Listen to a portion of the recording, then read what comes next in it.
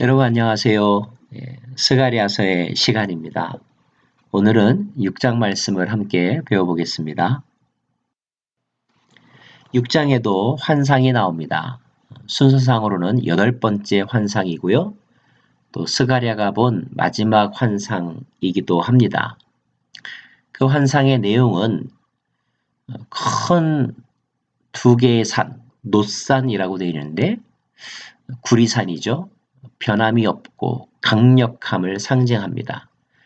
그 놋산 사이에서 나오는 네 병거, 붉은 말, 또 검은 말, 흰 말, 그리고 아롱진 말을 탄 자들과 수레, 병거가 그 놋산으로부터 나와 북쪽과 남쪽과 온 세상을 두루 다니는 모습입니다. 이 환상에 대한 설명도 나와 있는데 이것은 곧 하늘의 네 바람, 여기서 바람이라고 하는 것은 윈드가 아니고요. 스피릿입니다. 네 개의 영, 천사들이겠죠. 그들이 주님을 섬기다가 주님의 명령을 받아 온 세상으로 나아가는 것입니다. 왜 온 세상에 나아갈까요? 심판을 하기 위해서입니다.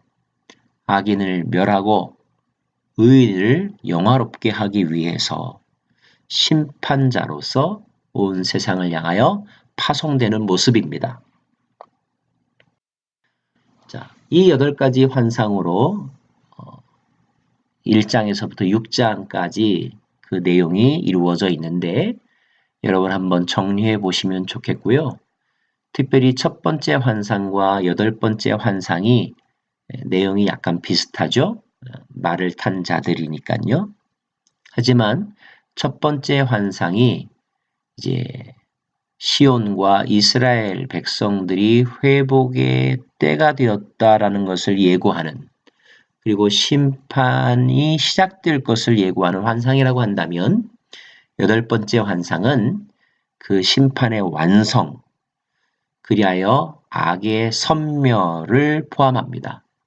여러분 성경에 보시면 북쪽으로 간 병거가 하나님을 시원케 했다, 이런 말이 있습니다.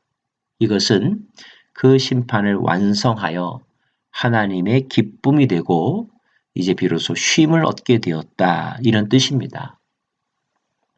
악이 소멸되고 이제 드디어 참된 하나님의 성전이 재건될 때가 되었음을 알려주는 그런 환상이라고 볼 수가 있습니다.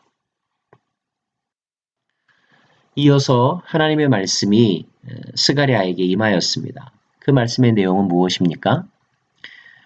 바벨론에서 돌아온 사람들이 있었는데 그 중에 헬데와 도비아와 여다야가 현재 요시아의 집에 들어가 있다.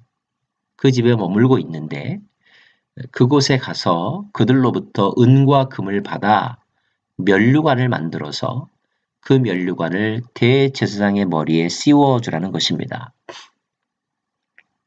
여러분 가끔 성경에 나오는 인물들, 그 이름의 뜻을 살펴보는 것도 성경이 우리에게 주고자 하는 메시지를 이해하는 데 도움이 될 때가 있는데요. 헬데라고 하는 말은 주님의 세계라고 하는 뜻이고요.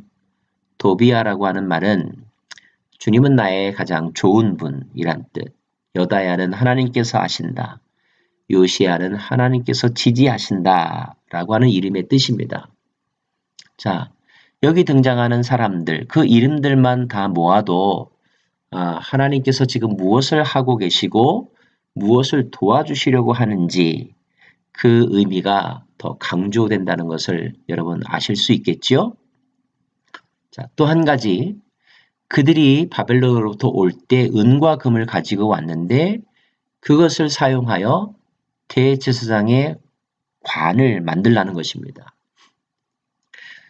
히브리 민족들이 애굽에서 탈출할 때 그들은 그냥 나오지 않았습니다.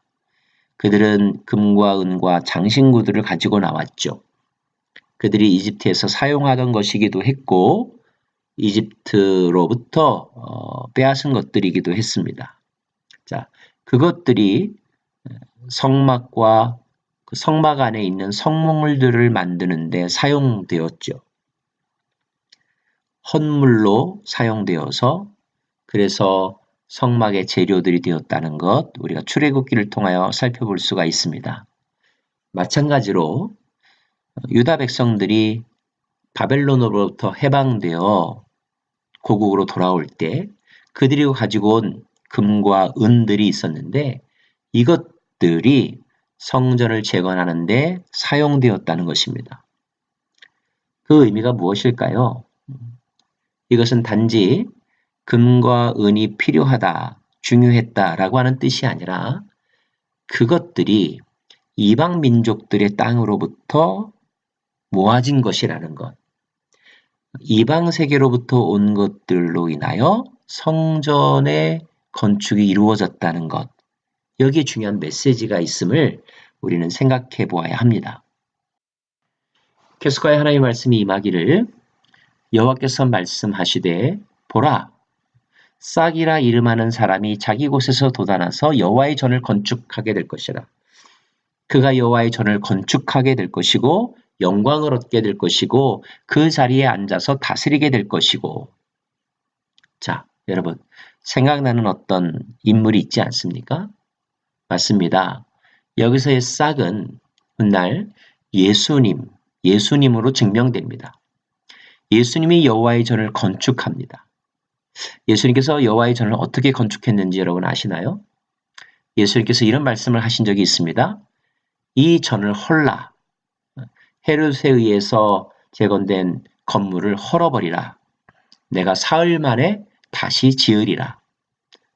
그리고 성경은 설명하기를 이것은 곧 부활하실 예수 그리스도 자신을 상징하는 것이라고 설명하는 것이라고 풀이해주고 있습니다.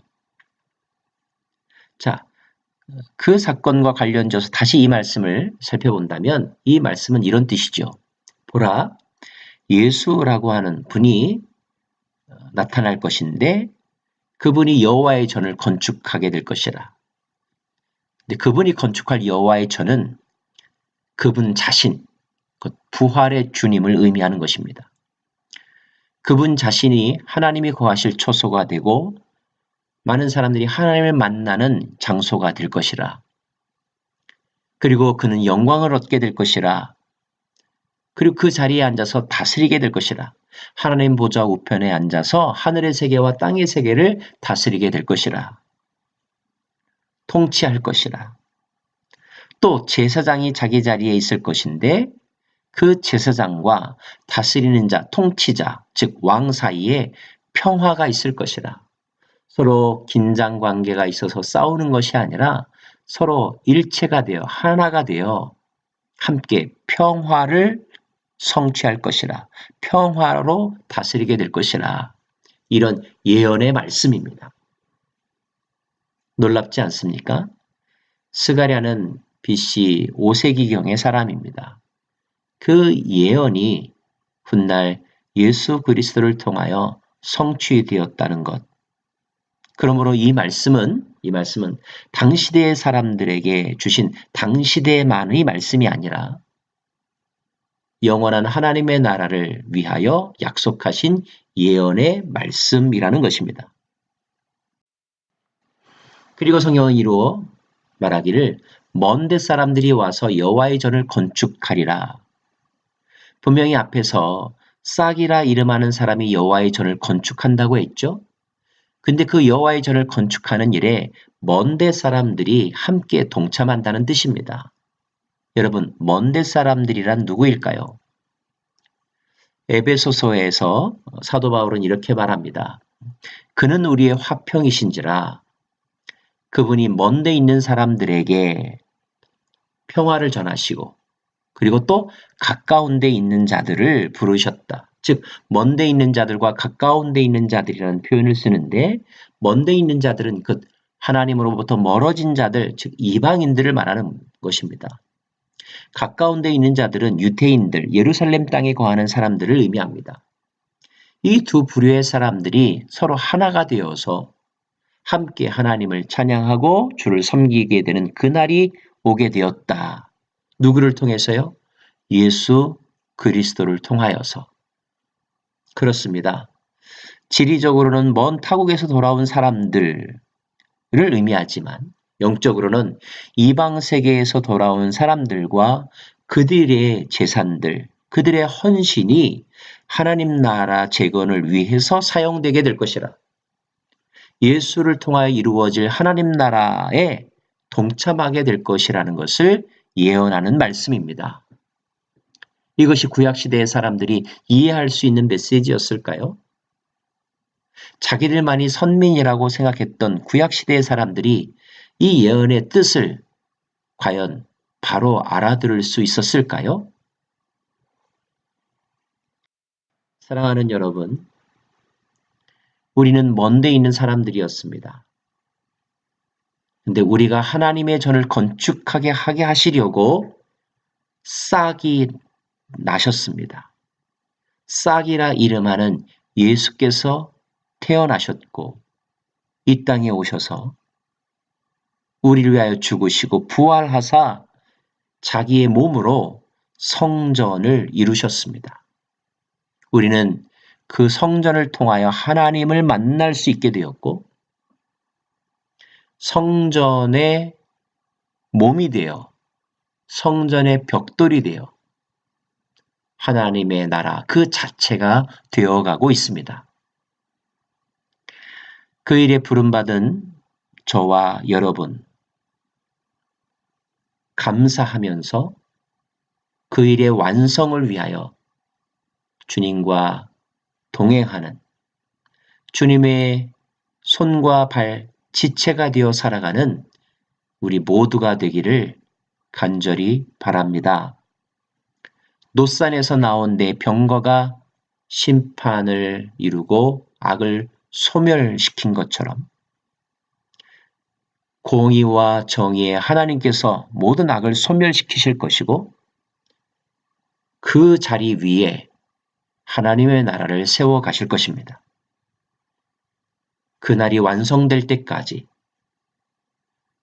이 십자가의 길, 이 진리의 길을 끝까지 걸어가는 우리 모두가 되기를 간절히 소망합니다.